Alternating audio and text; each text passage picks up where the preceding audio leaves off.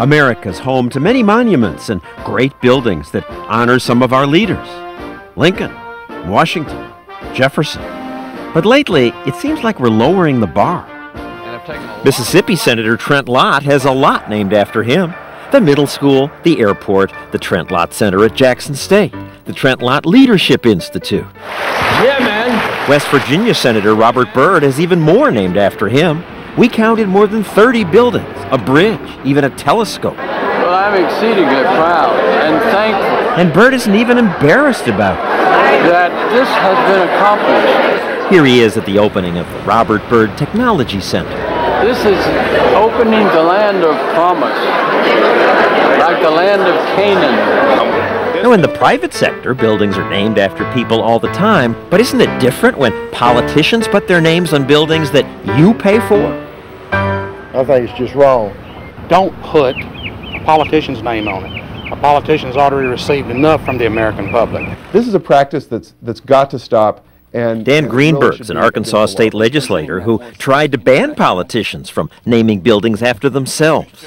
For me, it just comes too close to using taxpayer money to build temples to living people. This practice of naming buildings after public figures is relatively new. In the old days, we had a tradition of waiting to judge a person's whole life before we named a building after them. The Washington Monument came 89 years after Washington's death.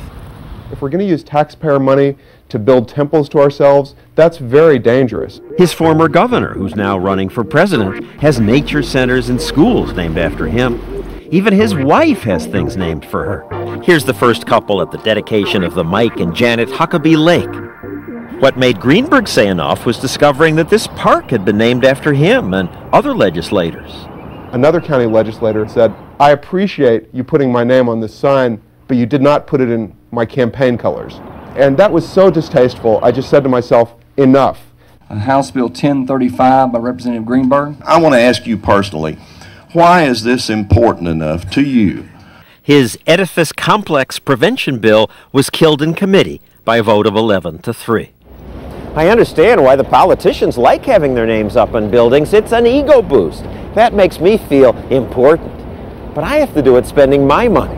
The politicians get to do it spending your money. Unless someone says, enough. 2020 continues after this from our ABC stations.